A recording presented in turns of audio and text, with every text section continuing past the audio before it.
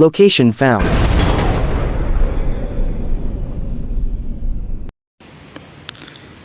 Hello mga katets, magandang buhay po sa inyong lahat.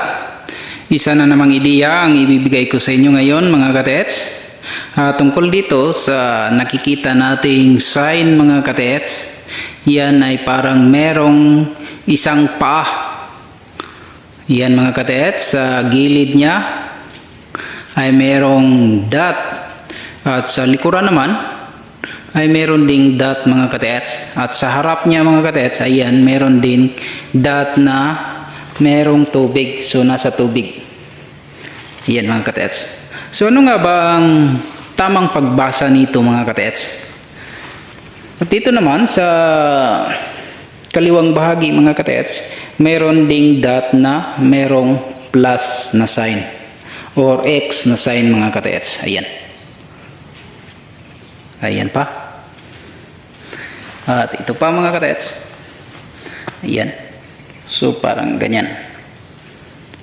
So paano ba natin basahin ito mga katets? Ano ba ang tamang kahulugan nito? Ang totoo niyan mga katets, ito ay logic. Ito ay missing code ng cross type boreal layout. So dito kasi sa area na ito mga katets, ang mga batong ito ay naka-file na parang pa-letter C. Ayan.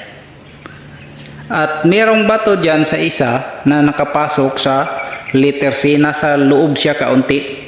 Yan ang kasama ng stone map. Mapstone din yan mga katets. Ito rin ay isang mapstone. Ito ay nagtuturo sa deposito na nandito sa ibaba.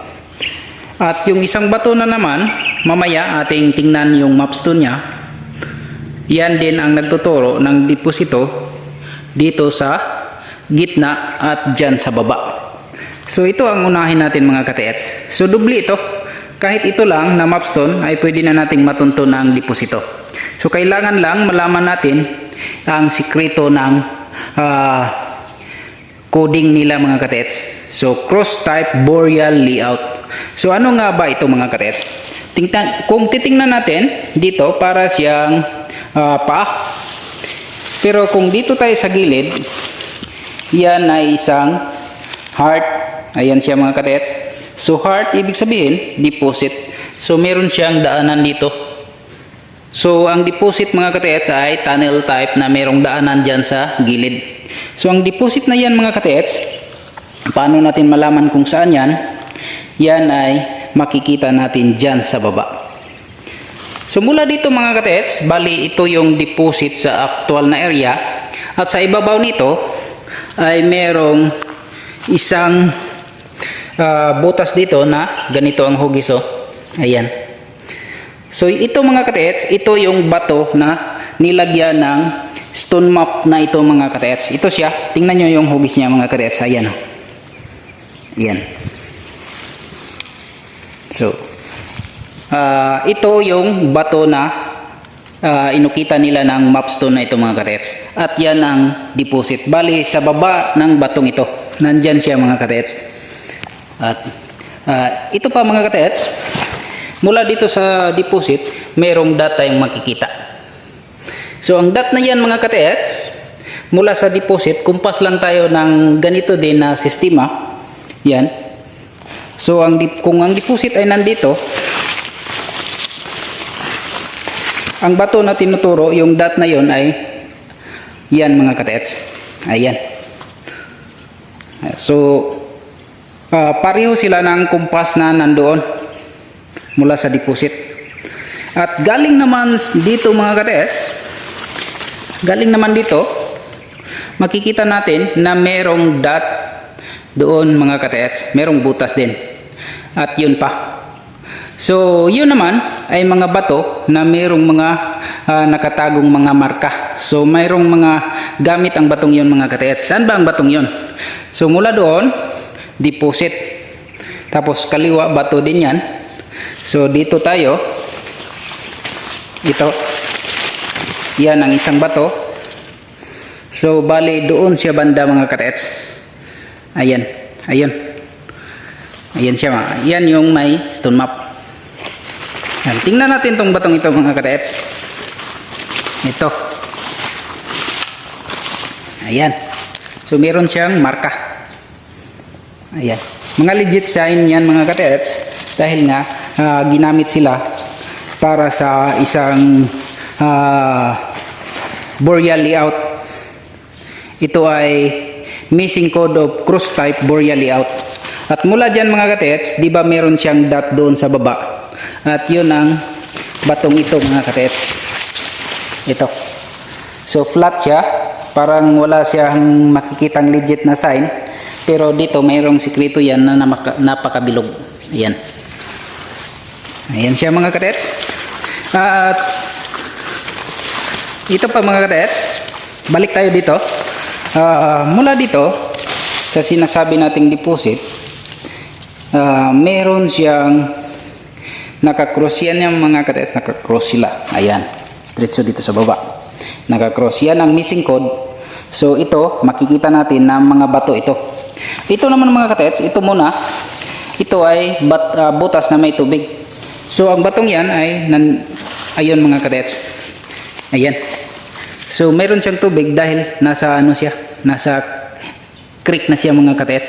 Malaki ang batong yan mga katets. Meron itong mga palatandaan at saka mayroong sikreto ito mga katets. Hindi ko lang sasabihin sa inyo. Dapat kayo mismo magkakalam.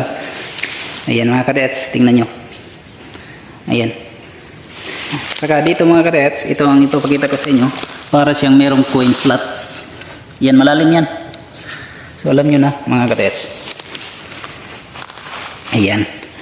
Ito, tapos missing code sa gitna. Dito ang missing code. So wala kang makikitang bato dito, pero doon sa stone map, meron siyang parang paa. Pero ang totoo, heart shape siya. Heart shape siya mga katets. At dito doon sa unahan, meron isang bato. Ayan. Nakakross na yan sila mga katets. Ayan. Ayan. Ayan, nakakross. Dito ang missing code, yung dot na malaki na parang paa. Nandito yon mga katets. Walang bato na makikita dito. At ang sunod naman mga katets, itong sa kaliwa niya mga katets. Ayan, mula dito, ayan, papuntang kaliwa, merong naka-X at merong dot. Ayan. Ito ay isang low deposit. Missing code din ito mga katets. Wala kang makikitang bato dyan. So saan yan mga katets? Mula dito, kumpas tayo ng paganyan mga katets. Ayan. Diretso yan. Kailangan nakakross. Buuin natin yung cross type boreal layout. So mula dito, yun pang isa. Ayan. Ayan. Saka doon, dito, natuntunan natin ang missing code. So, ang isa naman mga katets, yan, ang kaharap niyan mga katets, ay nandyan. Yan ang isang deposito. Dito ang missing code. So, dito mga katets, ito. Ito mga katets, ito siya yung may X. Para sa karagdagang stone map mga katets, sa dalawang yan mga katets, ay merong map stone dito na makikita natin. Ito. Yan siya mga katets. Ito. Ayan. So ito mga katets, ganyan ang sistema niya. Dahil nasa malapit siya, para hindi halata, ito ay baliktad. Kailangan ikutin natin ito pag ganyan. So ito mga katets, ayan. Ito yung bundok diyan sa likuran natin. Yan. Yan. So medyo paakyat siya mga katets. Yan, pagbaliktarin natin. Ayan siya, paakyat yan diyan. Ayan, saka doon. Paakyat. Yan. So itong letter C, pag binaliktad natin itong mga katets, itong linya na ito yung mga bato na pinormang letter C. So ito yun mga katets. Ayan. Ayan. Paikot yan. Diyan. Ayan. Yun ang last. Yun ang may isang mapstone. Yung unang binasa natin. At itong dot na ito mga katets, ito yung naka-letter C na mga bato. At itong dot na niya mga katets, yan ang dyan. Mula dyan, sa dot na yan, meron siyang passageway. Ito underground passageway itong mga katets, tunnel ito, papunta sa isang deposit. At ito, mga bato sa gilid, dito ay ang creek na mga katets. Ayun siya mga katets. Ayan. So, nandun. Baliktarin lang natin ito. Ayan. Papunta dyan sa gitna. So, ito yung letter C na may dot. Itong dot ang deposit na nandyan sa gitna. Ito yung naka letter C. Ayan. Ayan. So, ayan, paikot yan. So, ganun lang mga katets. Bali, madaya lang ang mga hapon. Medyo binago nila ng kaunti. Binaliktad nila para di halata kasi nasa harap lang mga katets. Isa sa mga palatandaan nito mga katets na ito ay legit at merong deposit sa malapitan. Ito siya mga katets. Ayan, yung triangle na yan. At isa sa markings na merong chamber na nakatago mga katets na ito mga katets. Ayan, perfect hole. Ayan, sarap niyan mga katets. Ayan. Okay, hanggang dito na lang mga katets. Maraming salamat sa inyong pagsubaybay. Sana may nakuha kayong kahit na kaunting ideya sa larangan ng ating pagtitreasure.